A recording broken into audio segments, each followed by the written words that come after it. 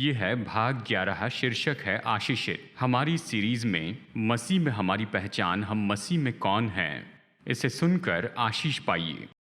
तो आज मैं चाहता हूं कि गौर करें यहाँ इस बात पर कि हम आशीषित हैं मसीह में। पिछले हफ्ते हमने इस बात पर चर्चा की कि हम तो संतान हैं और वारिस हैं परमेश्वर की, और जैसे बाइबल कहती है कि हम वारिस हैं और मसीह के संगी वारिस हैं, तो इसका अर्थ है कि हमारे पास विरासत है और हम मसीह के साथ बांटते हैं जो परमेश्वर ने उसे दिया है। संगी वारिस का यही अर्थ है, हम एक ही आशीष को बांटते हैं। अब हमें समझना होगा कि परमेश्वर ने हमें किससे आशीषित किया है और हम उसके द्वारा कैसे जीते हैं।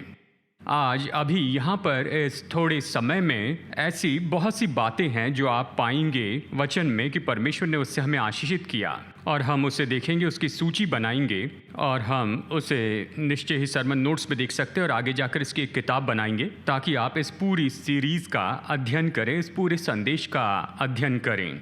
लेकिन मैंने यहाँ पर इनमें से केवल कुछ चुने हैं, यानी इसमें सारी चीज़ें नहीं बताई गई हैं जो हम देख सकते हैं, केवल कुछ ही चुने। मैं चाहता हूँ इस बात को समझ ले कि परमेश्वर ने हमें ये सब दिया है।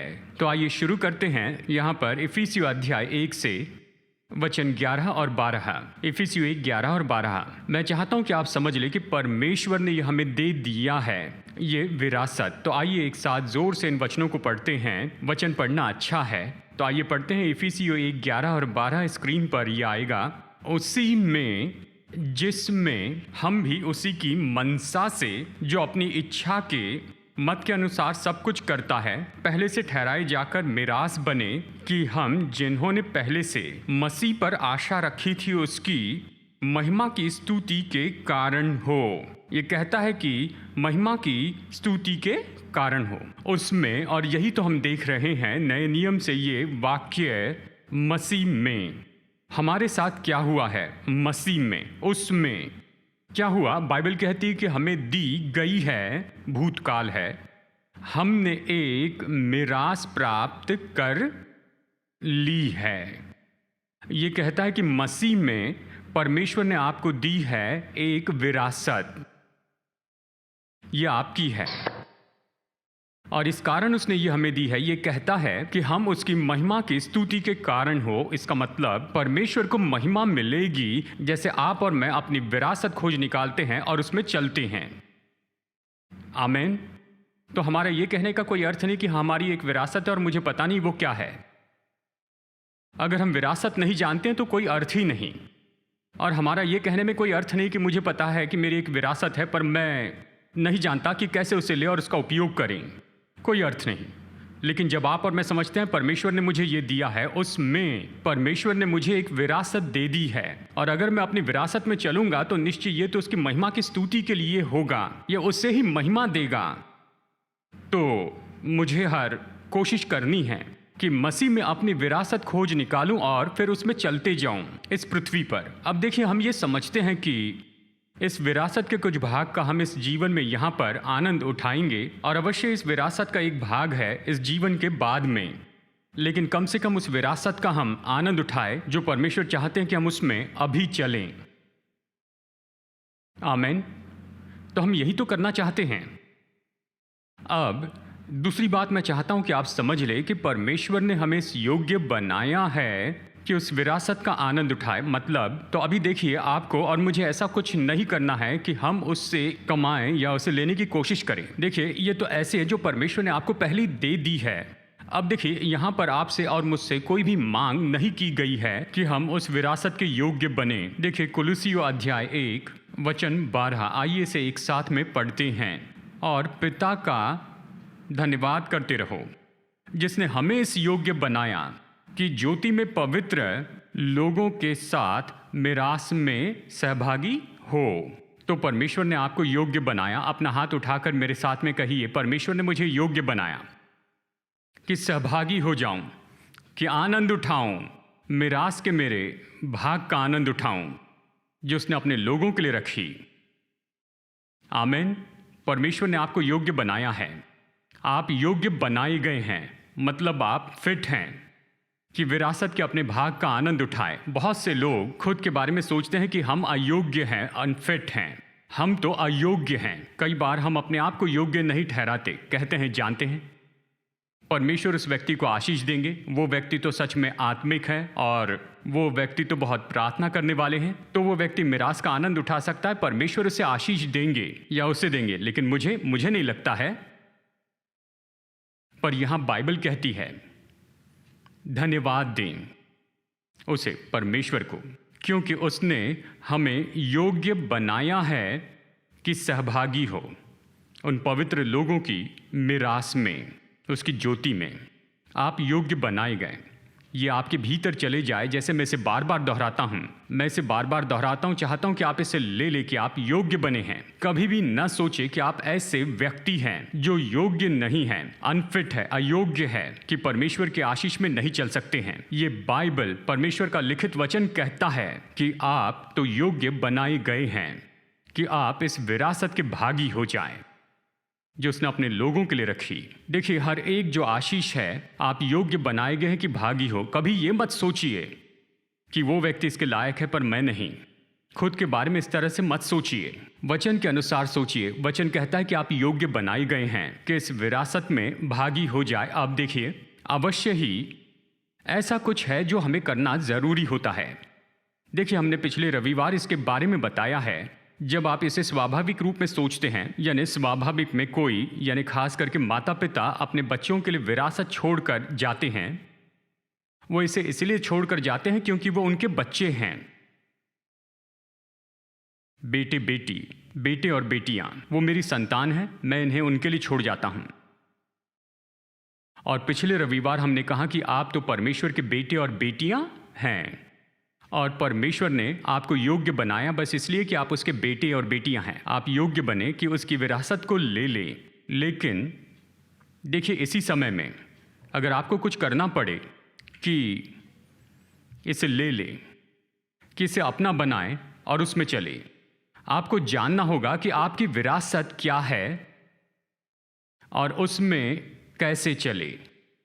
अगर आप नहीं जानते कि आपके लिए विरासत रखी गई है, और शायद आपने अखबारों में ऐसी कहानियां सुनी होगी कि कोई व्यक्ति सच में ऐसा जी रहा है, यानी वो तो सच में बहुत ही गरीबी में जी रहा है, बहुत ही दयनीय दशा में, लेकिन वास्तविकता में वो बाद में पाते हैं कि एक बहुत बड़ी विरासत उनके नाम पर रखी गई थी।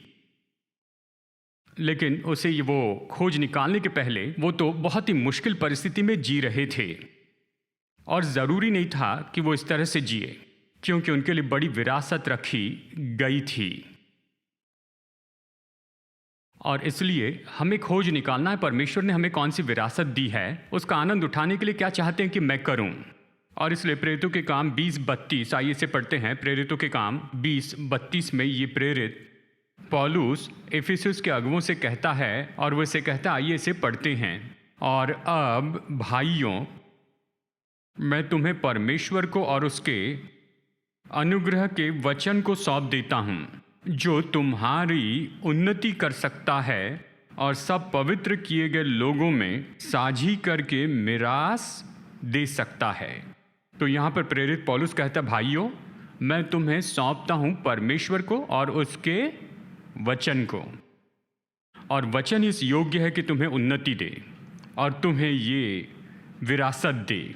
मतलब उस वचन के द्वारा आप उन्नति पाएंगे, उस वचन के द्वारा आप खोज निकालेंगे, वचन के द्वारा खुद की उन्नति करेंगे, उन्नति पाएंगे कि आप इस मिरास में चले जो परमेश्वर ने उनके लिए रखी, जो उससे प्रेम करते हैं, जो उसके अपने लोग हैं। इसलिए वचन बहुत महत्वपूर्ण है। आमीन। तो हम वचन में समय बिताते हैं कि समझ ले कि परमेश्वर ने वचन में ये कहा है, वो चाहता है कि मैं ये करूं, और इसी तरह से मैं अपनी विरासत में चलता हूं। और फिर आप और मैं, जैसे हम परमेश्वर के वचन को समझने लगते हैं, तो हम अपनी विरासत में चलना सीखते हैं। तो मैं कुछ बातें बताना चाहता हूं। आप लोग जो आज मुझे सुन रहे हैं, ये तो सरमन नोट्स पर उपलब्ध है, आप इसे डाउनलोड कर सकते हैं। और देखिए, इस किताब में नाम है मसीह में हमारी पहचान, आप उसमें ये सब कुछ देख सकते हैं। तो आगे बढ़ते हैं। पहली बात की ओर ध्यान लेना चाहता हूँ। परमेश्वर ने कहा हम जीवन में राज्य करेंगे, आइए रोमियो 5 में चलते हैं, वचन 17। रोमियो 5:17। क्या आप सबको ये मिल गया है? हाँ, रोमियो 5:17। आइए इसे एक साथ पढ़ते हैं।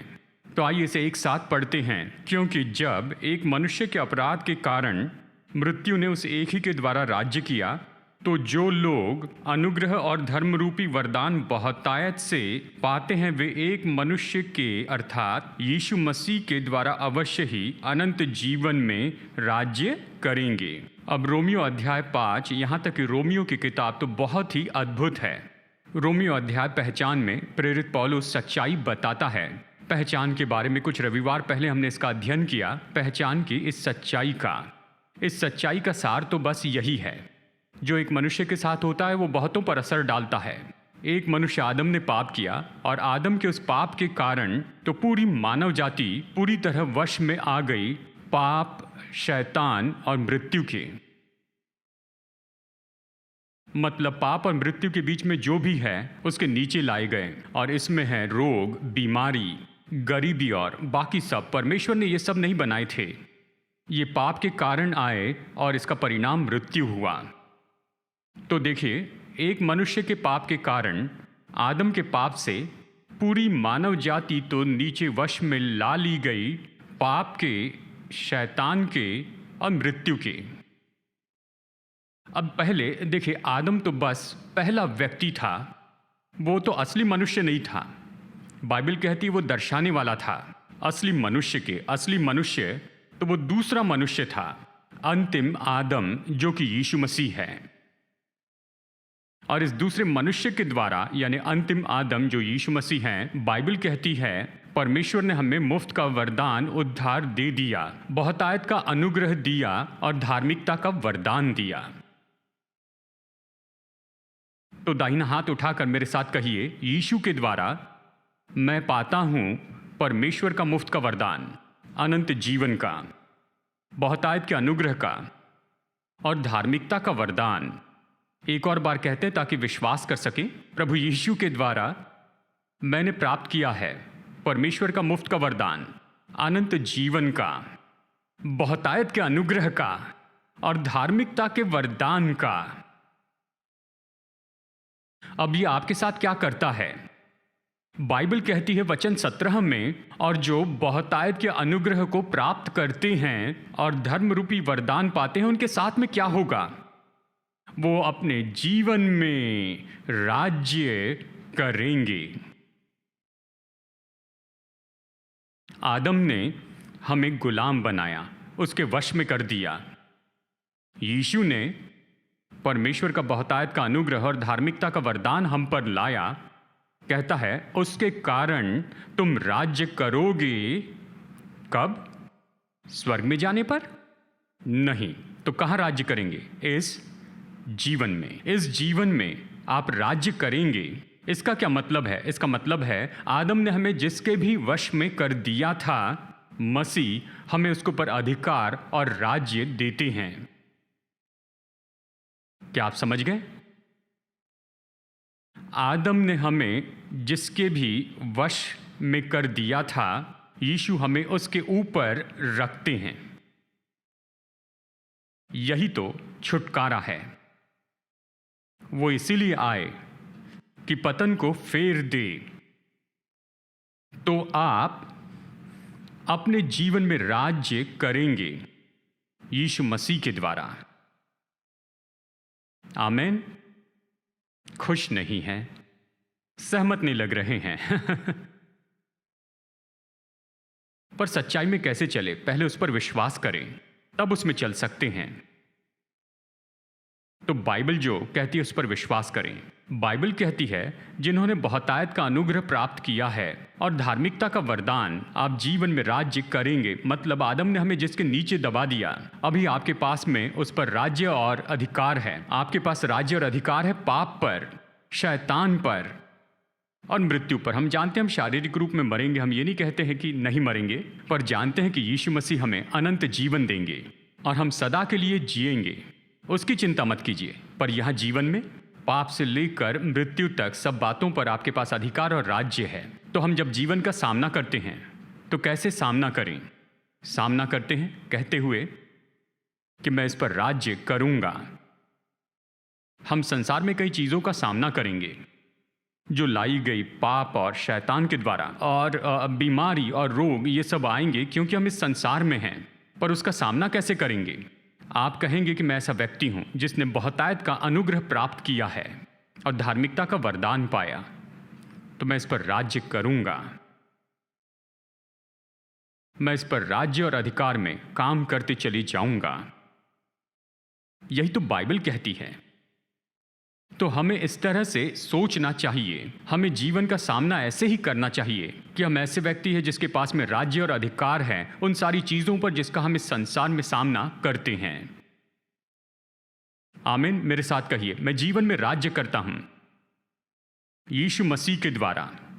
मैं राज्य करता हूं पाप के ऊपर, बीमारी के ऊपर, शैतान के ऊपर, परिस्थितियों के ऊपर, मसीह के द्वारा।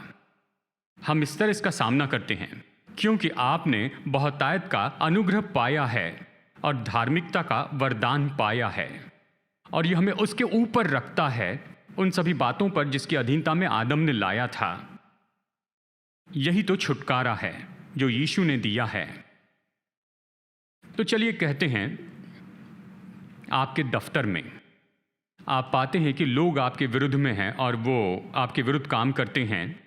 अब अवश्य स्वाभाविक में जो करना है कीजिए, मतलब उस मामले को सुलझाइए। हम तो स्वाभाविक संसार में जी रहे हैं, हमें उनसे बात करनी होगी, लेकिन आत्मा में भी इससे निपटना पड़ेगा ही। तो घर के प्रार्थना के कमरे में बॉस के सामने जाकर इसे मत कीजिए।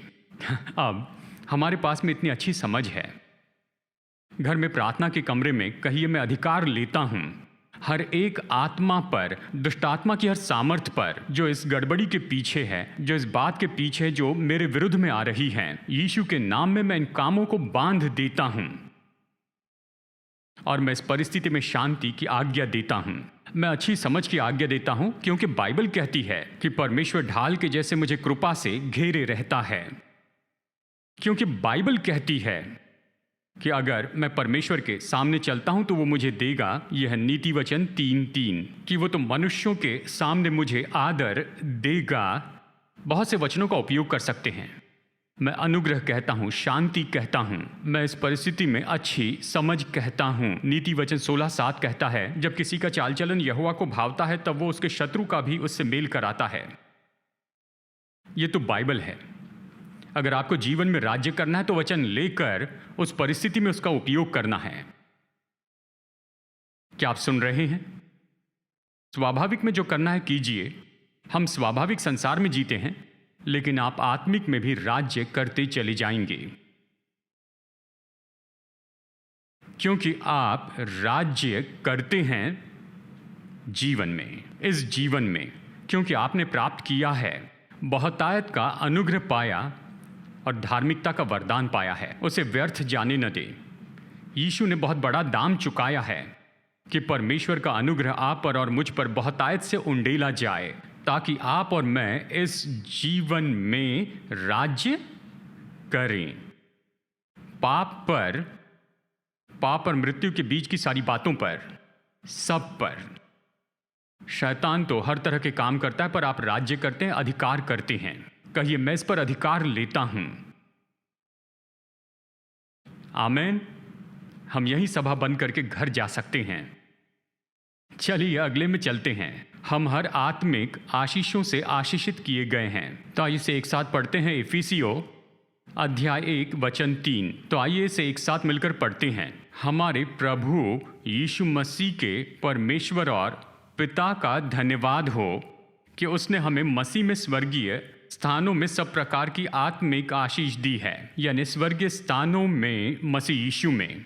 फिर से यही शब्द है, मसीह में। यही तो सीरीज है, मसीह में हमारी पहचान, मसीह में। इफिसियों 1:3। पौलुस कहता है, हमारे प्रभु यीशु मसीह के परमेश्वर पिता का धन्यवाद हो। उसने क्या किया है? उसने, भूतकाल है ये, उसने हमें आशीष दी है, हम सभी को। किसके साथ? 10 आशीषों से नहीं, सब आशीषों से। हर एक आशीष से, आत्मिक आशीष से मतलब हर एक आशीष जो परमेश्वर से आती है। परमेश्वर तो आत्मा है। हर आशीष जो परमेश्वर से आती है उसमें ये जुड़ा है। परमेश्वर ने आपको आशीष दी है। हर एक आत्मिक आशीषों से स्वर्गीय स्थानों में, मतलब आत्मिक क्षेत्र में, आप कह सकते हैं अदृश्य संसार में, स्वर्गीय स्थानों में मतलब स्वर्गीय क्षेत्र में, यह आपकी विरासत है। परमेश्वर ने आपको आशीष दी है, यह आपको दे दिया है। तो आप और मैं दो जीवन जीते हैं। हम स्वाभाविक में हैं पर आत्मिक में भी हैं। हमारे अस्तित्व के दो भाग हैं। एक सीरीज में हमने इस पर चर्चा की है। आप स्वाभाविक में हैं, आपकी पहचान है, आप किसी परिवार में जन्मे हैं और आपके पास, यानी स्वाभाविक में आपकी विरासत है, स्वाभाविक में एक पहचान है, पर आत्मा में आप परमेश्वर की संतान हैं। परमेश्वर की संतान के रूप में परमेश्वर कहते हैं, मैंने तुम्हें आशीष दे दी है और हर एक जो आशीष मेरे पास है वो मैंने तुम्हें दे दी है। वाह, आप बहुत ही धनी हैं आत्मा में, मसीह में। पर आपको लगता है परमेश्वर ने ऐसा क्यों किया? इसलिए कि जब आप और मैं इस पृथ्वी पर अपना जीवन जीते हैं तो हम उस आत्मिक विरासत में से और उस आत्मिक आशीषों में से ले सकते हैं और उसमें चल सकते हैं। क्या आप समझ रहे हैं? परमेश्वर ने हमें स्वर्गीय स्थानों में हर एक आत्मिक आशीषों से इसलिए आशीषित नहीं किया इसलिए कि बस वो हमें अच्छा महसूस करवा लें और यहां पृथ्वी पर जीवन में हम कश्मकश में पड़े रहें। ये उसका मकसद नहीं है। उसका मकसद ये है, मैंने आत्मा में तुम्हें सब कुछ दे दिया है। परमेश्वर से आने वाली हर एक आशीष तुम्हारी ही है, लेकिन हमें इस पृथ्वी पर विश्वास से इसे आत्मिक संसार से निकालकर स्वाभाविक में लेकर आना है। आमेन। लूका अध्याय 13 में, चलिए मैं इसे अपने शब्दों में बताता हूं तो इसे समझ लीजिए। देखिए, लूका अध्याय 13 में एक दिन यीशु मसीह आराधनालय में जाते हैं। वो एक कुबड़ी स्त्री को देखते हैं और वो 18 साल से इस दशा में पड़ी थी। अब किस कारण हुआ ये हमें पता नहीं। क्या उसे कोई चोट लगी या फिर किसी तरह बीमार थी, जो भी हो, वो कुबड़ी थी, पीठ की समस्या थी 18 साल से। तो यीशु ने उसे कैसे उत्तर दिया? उसने कहा, क्या जरूरी नहीं कि यह स्त्री जो कि अब्राहम की बेटी है, मतलब इसकी आत्मिक विरासत है। उसकी आत्मिक विरासत क्या है? वो अब्राहम की बेटी है। स्वाभाविक में उसकी स्वाभाविक विरासत है और स्वाभाविक परिवार के कारण वो आत्मिक विरासत पाती है। वो तो अब्राहम की बेटी है। क्या ये स्त्री जिसे शैतान ने 18 साल से बांध कर रखा, उसने ये नहीं कहा परमेश्वर ने बांधा है, शैतान ने बांधा। बीमारी और रोग परमेश्वर से नहीं है। उसने कहा, मैं यहोवा राफा हूं, तुम्हारा चंगाई दाता। पर शैतान ने इसे बांध रखा था। इसके शरीर में ये बीमारी, ये समस्या, ये इसलिए क्योंकि शैतान ने इसे लाया। क्या ये स्त्री जिसे शैतान ने 18 साल से बांध रखा है, क्या ये आजाद न हो जाए? दूसरे शब्दों में, इसकी आत्मिक विरासत है। ये समय है कि उसे प्राप्त करें यहां पृथ्वी पर, कि उसमें चले। मैं इसी पर जोर देना चाहता हूं कि परमेश्वर ने हमें आशीषित किया है हर एक आत्मिक आशीषों से स्वर्गीय स्थानों में, और वो इसके विरुद्ध में नहीं है कि हम ये कहें कि पिता अभी मैं इसे यहां स्वीकार करता हूं। परमेश्वर जो भी है उसने हमारे लिए उसे उपलब्ध किया है। जब उसने कहा हर आत्मिक आशीष से मैं तुम्हें आशीषित करता हूं, तो आप और मैं परमेश्वर को सहमत नहीं कर रहे हैं कि वो हमें आशीष दे। उसने हमें आशीष दे दी है। दाहिना हाथ उठाकर कहिए कि मैं तो आशीषित हो चुका हूं। लेकिन हर एक आशीष जो परमेश्वर से आती है वो यीशु मसीह में है। ये सच है, परमेश्वर का वचन है। तो हर एक परिस्थिति में, यहां तक कि ऐसी परिस्थिति में जो मुश्किल है, जो कठोर है, शायद ये आर्थिक समस्या हो, आप आर्थिक समस्या का सामना कर रहे हैं, या शायद आपको नौकरी से निकाल दिया गया, नौकरी चली गई, या शायद कोई बीमारी हो, या शायद लोग आपके विरुद्ध में कह रहे हैं, चाहे जो भी हो, हर एक परिस्थिति में आप तो आशीषित हैं। इस तरह शुरू कीजिए। लेकिन देखिए, परिस्थिति तो बुरी है, तो ठीक है, स्वाभाविक की हर चीज तो आत्मिक की अधीनता में है। स्वाभाविक में सब कुछ बदल सकता है। आमीन। और आत्मिक में आप आशीषित हैं, वो बदला नहीं है। बाइबल अभी भी कहती है परमेश्वर ने आशीष दी है, हर एक आत्मिक आशीषों से ही। शायद नौकरी चली गई, ये वास्तविकता है, यानी आर्थिक समस्या है या फिर कोई बीमारी है, मुश्किल परिस्थिति में इनकार नहीं कर रहा हूं, लेकिन आप कहिए मैं आशीषित हूं। प्रभु ने आशीष दी है और मैं इस परिस्थिति पर विजयी हो सकता हूं अपनी आत्मिक विरासत में चलने के द्वारा। यानी आप में ये रवैया है, मैंने पिछले रविवार बताया, आप में आशीषित होने का रवैया है। मुस्कान आपकी स्टाइल है। अच्छा सुनाई देता है आप मुस्कुराते हैं। क्यों? क्योंकि आप आशीषित हैं, स्वर्ग की उत्तम चीजों से आशीषित हैं। आप कहेंगे परिस्थिति अच्छी नहीं दिखती है, ठीक है, मेरे पिता इसे मेरे लिए बदलेंगे। उसका वचन कहता है मैं आशीषित हूं हर आत्मिक आशीष से स्वर्ग स्थानों में मसीह यीशु में। आमीन। जब हम जानते हैं कि उस आशीष में यहोवा परमेश्वर जो भी है उसने खुद को आपके लिए उपलब्ध किया है, वो यहोवा राफा है जो चंगाई देते हैं, तो चंगाई उस आशीष में है। वो यहोवा यीरे है प्रयोजन करने वाले, तो जीवन का प्रबंध तो उस आशीष में है। वो यहोवा निस्सी है प्रभु जो विजय देते हैं, तो आपके जीवन की विजय इस आशीष में है। वो तो यहोवा शामा है जो प्रभु आपके साथ हैं, तो उस आशीष में परमेश्वर की उपस्थिति आपके साथ है। परमेश्वर जो भी है वो वहाँ है और उसने कहा है कि मसीह में मैंने तुम्हें सब कुछ दे दिया है। आमीन। अब विश्वास से हम इसे लेते हैं। हमें ये सीखना होगा कि परमेश्वर ने विश्वास का उपयोग कैसे करें, क्योंकि परमेश्वर ने हर आत्मिक आशीष से आशीषित किया है और विश्वास ही उसे आत्मिक से लेकर स्वाभाविक में लेकर आता है। परमेश्वर ने हम सबको विश्वास का नाम दिया है। आप ये कर सकते हैं। आमीन। और इसीलिए सबसे मुश्किल परिस्थितियों में भी, यानी मुश्किल परिस्थिति में आप इस सच्चाई पर खड़े रहकर इसे शुरू कर सकते हैं, प्रभु ने मुझे आशीष दी है। आमीन। क्योंकि आप सच में प्रभु से आशीष पाए हैं। मसीह यीशु में हर आत्मिक आशीषों से स्वर्ग स्थानों में आशीषित हुए। तो अगला है, क्या आप समझ गए हैं? तो अगला है हमेशा मसीह में जयवंत हैं। दूसरा कुरिन्थियों अध्याय 2 वचन 14।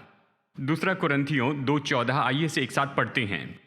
परंतु परमेश्वर का धन्यवाद हो जो मसीह में सदा हमको जय के उत्सव में लिए फिरता है और अपने ज्ञान की सुगंध हमारे द्वारा हर जगह फैलाता है। आइए से एक बार फिर कहते हैं। अब परमेश्वर का धन्यवाद हो जो मसीह में सदा हमको जय के उत्सव में लिए फिरता है और अपने ज्ञान की सुगंध हमारे द्वारा हर जगह फैलाता है। तो पौलुस कहता है परमेश्वर को धन्यवाद दो। क्यों? क्योंकि वो हमेशा, सदा का अर्थ है हर एक परिस्थिति में, यानी कोई भी परिस्थिति हो, हफ्ते के हर एक दिन, वो सदा यानी दिन के हर एक पल में, वो हमेशा, वो क्या करते हैं? ये ऐसा करते हैं, मतलब इसे ऐसे करवाते हैं। ये आप पर आधारित नहीं है, उस पर आधारित है। वही इसे करते हैं, वही इसे होने दे रहे हैं। वो हमेशा हमें ले जाते हैं किसमें? जय में, मसीह यीशु में। मसीह में हम इसी का अध्ययन कर रहे हैं। तो मसीह में परमेश्वर हमेशा ऐसा करेंगे कि आप जयवंत हो जाएं। क्यों?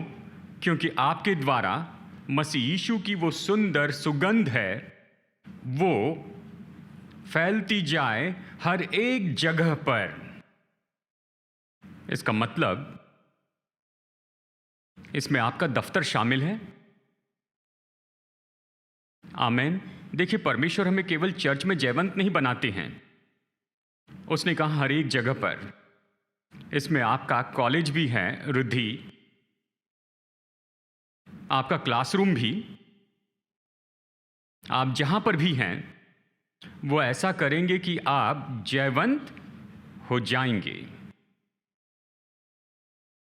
यानी जीवन की हर एक परिस्थिति में, आपके घर में, आपके परिवार में, आपके वैवाहिक जीवन में, आपके बच्चों से व्यवहार करते हुए, दफ्तर में सहकर्मियों से व्यवहार करते हुए, क्लासरूम में विद्यार्थियों से व्यवहार करते हुए, लेक्चरर से व्यवहार करते, हर जगह पर बाइबल कहती है कि परमेश्वर आपको जयवंत करते ही हैं, कि आपके द्वारा परमेश्वर के ज्ञान की सुगंध फैलती चली जाए। आमेन। तो यही बात है, जैसे हम में आशीषित होने की मनोदशा है, तो हम में मनोदशा है कि हम जयवंत से भी बढ़कर हैं। ये मनोदशा है, अच्छी मनोदशा, कि हर एक परिस्थिति में चाहे जिसका भी सामना करे, आप कहें परमेश्वर धन्यवाद कि आप मुझे जयवंत बनाएंगे। अभी इस समय हो सकता है कि मैं तो बिल्कुल नीचे नीचे, बिल्कुल तह में हूं, अपनी परिस्थितियों से कुचला गया हूं, लेकिन बाइबल कहती है कि परमेश्वर हमेशा आपको विजय में लेकर जाते हैं। और अगर परमेश्वर इसे करने वाले हैं तो इसे कौन रोक सकता है? वो इसे कैसे करेंगे? चिंता मत कीजिए, आराम कीजिए, प्रभु पर छोड़िए, वो इसे जरूर करेंगे। और वो बस इतना ही चाहते हैं कि हम विश्वास करें कि वो आपको जयवंत बना रहे हैं, कि आप विजयी हो जाएं उस परिस्थिति पर। तो जैसे इसका सामना करते हैं, मैं ये नहीं कह रहा कि इसका इनकार करें, नहीं, सामना करें। मैं जानता हूं ये मुश्किल होगी, कुछ युद्ध मुश्किल होते हैं, और जानता हूं ऐसे भी समय होता है जब महसूस करते हैं, हताश होते हैं, निराश होते हैं, परेशान होते हैं। हम तो मनुष्य हैं, हम सब इसका अनुभव करते हैं, कुछ गलत नहीं, लेकिन फिर भी उन पलों में हमें अपने आप को वचन से प्रोत्साहित करना चाहिए। आप अपनी बाइबल खोलिए, परमेश्वर का वचन पढ़िए। परमेश्वर आपका धन्यवाद देते हैं, परमेश्वर आपका धन्यवाद हो। हालांकि इस परिस्थिति में मैं इस तरह से महसूस कर रहा हूं, इस परिस्थिति में आप मुझे जयवंत बनाते हैं,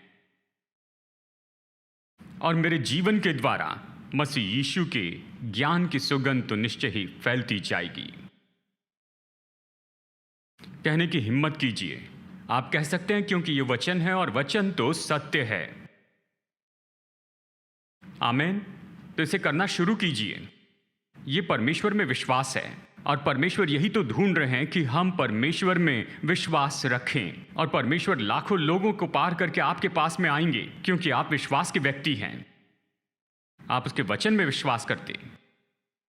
परमेश्वर में विश्वास उसे आकर्षित करता है, ये परमेश्वर को लेकर आता है कि हमारे जीवन में काम करें।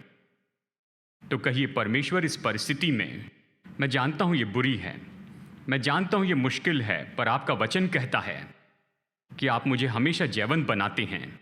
तो परमेश्वर, मैं अपेक्षा करता हूं कि मैं इसमें से जयवंत होकर आऊं। मुझे पता नहीं ये कैसे होगा, और मैं इसके हल और सारी बातों को नहीं समझ पाता, वो मेरा भाग नहीं, ये आपका भाग है, क्योंकि आप ही है जो मुझे विजय में लेकर आते हैं। मेरा काम है कि आप पर विश्वास करूं कि आप इसे करेंगे। और ये कहता है कि हर एक जगह पर, तो कोई फर्क नहीं पड़ता, कोई भी परिस्थिति हो, किसी भी तरह की परिस्थिति हो, परमेश्वर आपको जयवंत बनाकर निकालेंगे। और शैतान जीतने वाला नहीं है। जो सच्चाई को दबाना चाहते हैं वो जयवंत नहीं होंगे। आप परमेश्वर की संतान हैं और आप जयवंत हैं। परमेश्वर आपको जयवंत बना रहे हैं। आमीन। चलिए कुछ और चीज़ों को देखकर संदेश पूरा करेंगे। हम उसकी भरपूरी में परिपूर्ण हैं, और 2 पॉइंट्स हैं। आइए इन वचनों को पढ़ते हैं। कुलुस्सियों अध्याय 1 और वचन 19 पढ़ते हैं। क्योंकि पिता की प्रसन्नता इसी में है कि उसमें सारी परिपूर्णता वास करें। फिर से एक बार पढ़ते हैं, कुलुस्सियों 1:19 पढ़ते हैं। क्योंकि पिता की प्रसन्नता इसी में है कि उसमें सारी परिपूर्णता वास करें। अब अगले ही अध्याय में प्रेरित पौलुस आपके और मेरे बारे में लिखता है और इस तरह से कहता है, अध्याय 2 वचन 9 और 10 में। आइए इसे पढ़ते हैं। क्योंकि उसमें ईश्वरत्व की सारी परिपूर्णता सदैव वास करती है और तुम उसी में भरपूर हो गए हो, जो सारी प्रधानता और सारे अधिकार का शिरोमणि है। अब जरा सोचिए पौलुस क्या कहता है। कुलुस्सियों 1:19 में वो कहता है पिता परमेश्वर की, कहता है मसीह यीशु में उसकी सारी परिपूर्णता सदैव वास करती है। ये परिपूर्णता या भरपूरी शब्द जो प्रेरित पौलुस लिखता है, खासकर इफिसियों में आप देखते हैं, और अब यहाँ पर कुलुस्सियों में ये कहता है कि परमेश्वर कौन है। ये तो परमेश्वर का स्वभाव है, उसकी परिपूर्णता, इसका अध्ययन कर सकते हैं। तो कुलुस्सियों 1:19 में कहता है उसमें सारी परिपूर्णता सदैव वास करती है, यानी त्रिएकता का हर एक व्यक्ति ईश्वरत्व को पूरी तरह दर्शाता है। तो पिता परमेश्वर, पुत्र परमेश्वर यानी वचन, और फिर पवित्र आत्मा। पिता परमेश्वर 1/3 परमेश्वर नहीं है, क्या आप जानते हैं? वो परमेश्वर है। पुत्र परमेश्वर या अनंत काल का वचन 1/3 परमेश्वर नहीं, वो परमेश्वर है। पवित्र आत्मा 1/3 परमेश्वर नहीं, वो पूरा परमेश्वर है। त्रिएकता का हर एक व्यक्ति पूरे परमेश्वरत्व को दर्शाता है। इसलिए कुलुस्सियों 1:19 कहता है उसमें, यानी मसीह में, अनंत काल के वचन में, पुत्र परमेश्वर में, उसमें ईश्वरत्व की परिपूर्णता वास करती है। परमेश्वर जो भी है वो है अनंत काल के वचन में, पुत्र परमेश्वर में। कुलुस्सियों 2:9 और 10 यहां पर फिर से वो दोहराता है उसमें ईश्वरत्व की परिपूर्णता सदैव वास करती है। वचन 10 में, और तुम परिपूर्ण हो उसमें।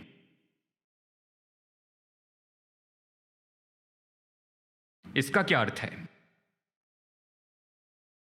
कि आप तो उसमें परिपूर्ण हो गए हो, जो सारी प्रधानता और अधिकार का शिरोमणि है।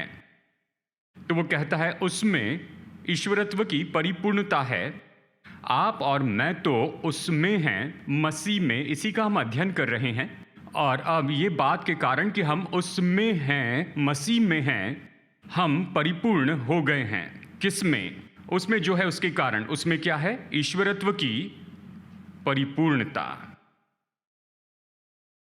अब इसे कैसे चित्रित करेंगे? वचन का चित्रण तो बहुत अच्छी बात है, अपनी कल्पना का उपयोग करना गलत नहीं। प्रभु ने तो उसे बनाया है। आमेन। तो कल्पना का उपयोग कीजिए, चित्रण कीजिए। परमेश्वर ने इसे बनाया है। यह हमारा सुंदर भाग है कि हम कल्पना कर सकते हैं, देख सकते हैं। तो कुछ इस तरह कल्पना कीजिए, ठीक है? कल्पना कीजिए कि एक पानी का एक बड़ा कंटेनर है। हाँ, बड़ा कंटेनर। हमारे पास इसका ग्राफिक है, लेकिन खैर, बड़ा कंटेनर। कल्पना करें वो पानी से भरा है, पानी का जग या ऐसा कुछ।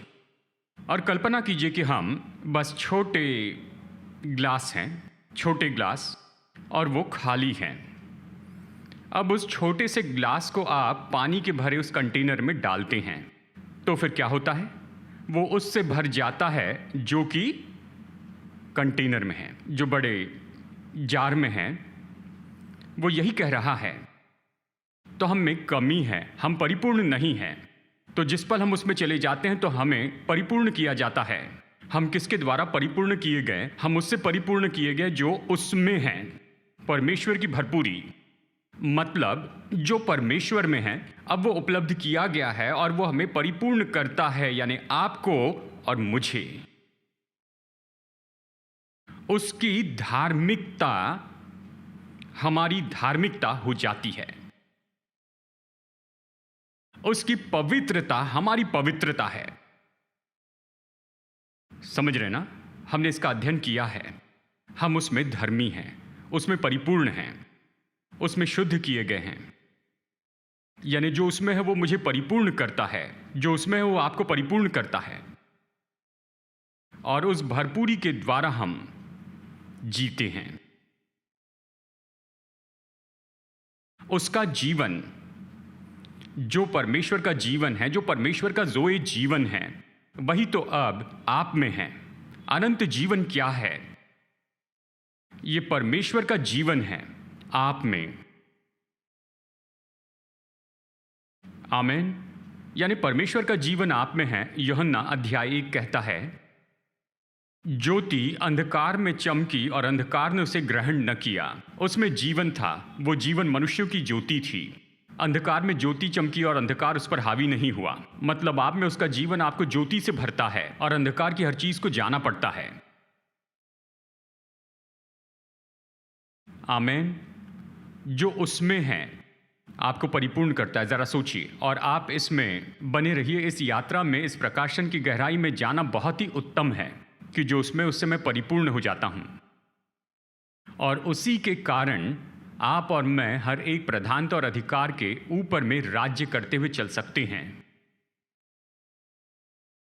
जब दुष्ट आत्माओं का सामना करते हैं तो डरते नहीं हैं कि मैं पास्टर को बुला लूं। आपके बारे में क्या? क्योंकि आप भी उसी भरपूरी से परिपूर्ण हुए जिससे मैं परिपूर्ण हुआ। कोई फर्क नहीं है। मेरे पास शीर्षक है पास्टर और आपके पास में नहीं है। कोई फर्क नहीं पड़ता, आप भी खुद को पास्टर कह सकते हैं। ये एक शीर्षक है, इसका कोई अर्थ नहीं है। अवश्य ये एक जिम्मेदारी है, लेकिन इसे छोड़कर आप और मैं एक जैसे ही हैं मसीह में, क्योंकि हम सब उसमें परिपूर्ण हैं। आपके पास तो उतने ही, यानी दुष्टात्माओं के और उसके कामों के ऊपर अधिकार में मेरे जैसे ही है। एक ही अधिकार है, और यही अधिकार तो आपको दिया गया है जैसे मुझे दिया गया है, क्योंकि हम सब अपनी परिपूर्णता पाते हैं मसीह में। और उसका अधिकार तो आप में बहता है। उसका जो अधिकार आता है वही आपको योग्य बनाता है कि आप वहां पर खड़े रहें और उनका सामना करें, परिस्थिति के ऊपर में अधिकार ले लें, क्योंकि आप परिपूर्ण हैं मसीह यीशु में। उसकी भरपूरी आपको और मुझे परिपूर्ण करती है।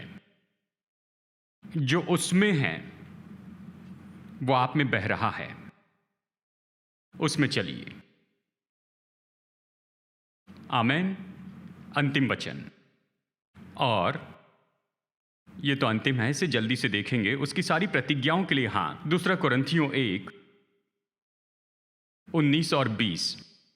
आइए इसे पढ़ते हैं। 2 कुरिन्थियों अध्याय 1 वचन 19 और 20 जल्दी से पढ़ते हैं। परमेश्वर का पुत्र, क्योंकि परमेश्वर का पुत्र यीशु मसीह, जिसका हमारे द्वारा अर्थात मेरे और सिलवानुस और तीमुथियुस के द्वारा तुम्हारे बीच में प्रचार हुआ, उसमें हाँ और नहीं दोनों नहीं थे, पर उसमें हाँ ही हाँ हुई। परमेश्वर की जितनी प्रतिज्ञाएं हैं वे सब उसमें हाँ के साथ हैं, और आमीन भी हुई कि हमारे द्वारा परमेश्वर की महिमा हो। मैं आज ये बात आपके दिल में उतारना चाहता हूँ। परमेश्वर की सारी प्रतिज्ञाएं उसमें हाँ में हैं। हाँ और नहीं में नहीं। हाँ शायद या नहीं, ऐसा नहीं। ये नहीं कि हाँ शायद, पता नहीं, नहीं, ये केवल हाँ है। क्योंकि कुछ थियोलॉजियन ये सारी बातें जोड़ते हैं। आप बाइबल पढ़िए, परमेश्वर की सारी प्रतिज्ञाएं मसीह में वो हाँ में हैं। इसका मतलब आप एक व्यक्ति जो यीशु पर विश्वास करते हैं, परमेश्वर की सारी प्रतिज्ञाएं हाँ में हैं। परमेश्वर आपसे ये नहीं कहते हैं मेरी संतान, उस संतान के लिए हाँ है लेकिन तुम्हारे लिए मुझे सच में पता नहीं। ये इस तरह से व्यवहार नहीं करता। आप मसीह में उतने ही हैं जैसे दूसरे विश्वासी हैं, और उसमें हम सब के लिए सारी परमेश्वर की प्रतिज्ञाएं हाँ में हैं। इसका मतलब आपके पास पहुंच है और आपके पास में सौभाग्य है मसीह में परमेश्वर की हर एक प्रतिज्ञाओं के लिए। यह आपके लिए हाँ है, जैसे कि ये हाँ है प्रभु की दूसरी संतानों के लिए। और हम सबके पास पुनरुत्थान की प्रतिज्ञा है। पहला थिस्सलुनीकियों 4:16। आइए पढ़ते हैं। प्रभु आप ही स्वर्ग से उतरेगा और उस समय ललकार और प्रधान दूत का शब्द सुनाई देगा। परमेश्वर की तुरही फूकी जाएगी और जो मसीह में मरे हैं वे पहले जी उठेंगे। फिर कहता है, देखिए यहाँ पर कुछ बातों को मैंने क्रम में रखा है। विरासत, आशीष, ठीक है, और भी बहुत कुछ है। मैंने इसमें इसे इसलिए रखा कि इसे परिपूर्ण करें। हम पुनरुत्थान पर विश्वास करते हैं और ये आशीष है कि हम सब लोग जो मसीह में मरे हैं कि एक दिन ये देह, ये मरणहार शरीर अमरत्व को पहन लेगा। आमीन।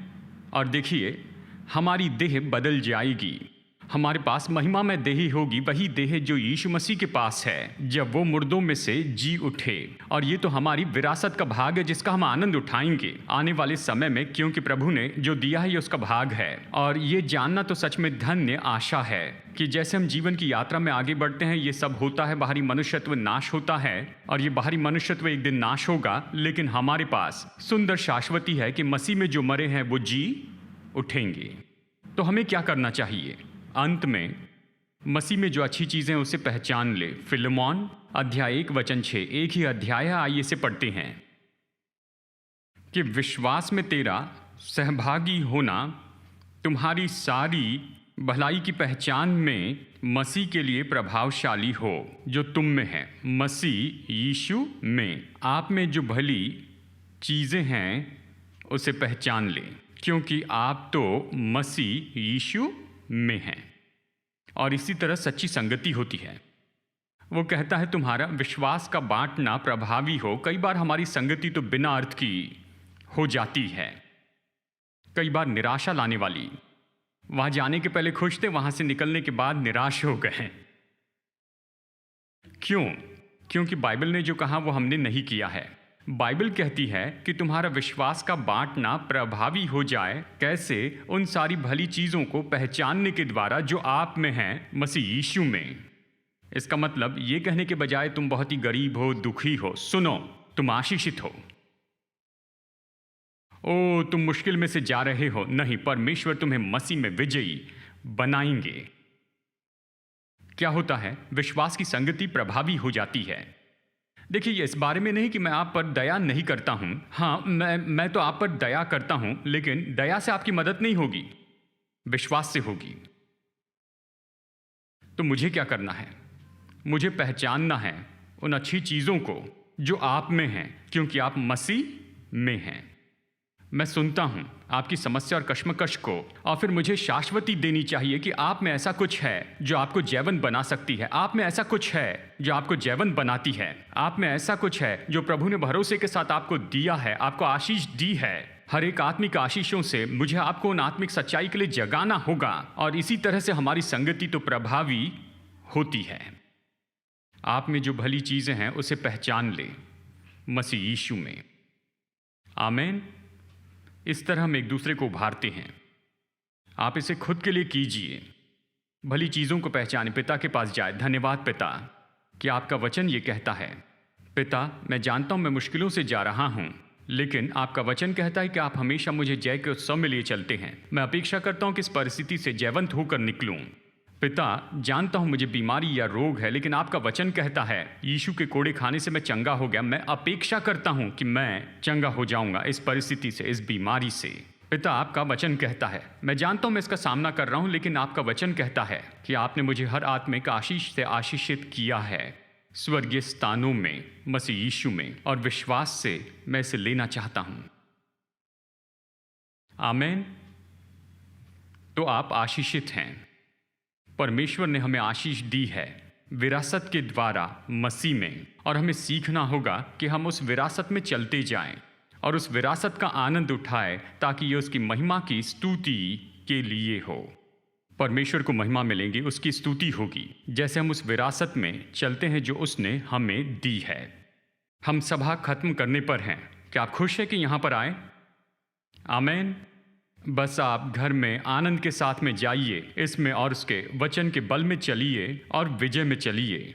अंतिम प्रार्थना करते हैं। पिता, इस समय के लिए धन्यवाद। आपने अपने लोगों की सेवा की, इसलिए आपका धन्यवाद हो।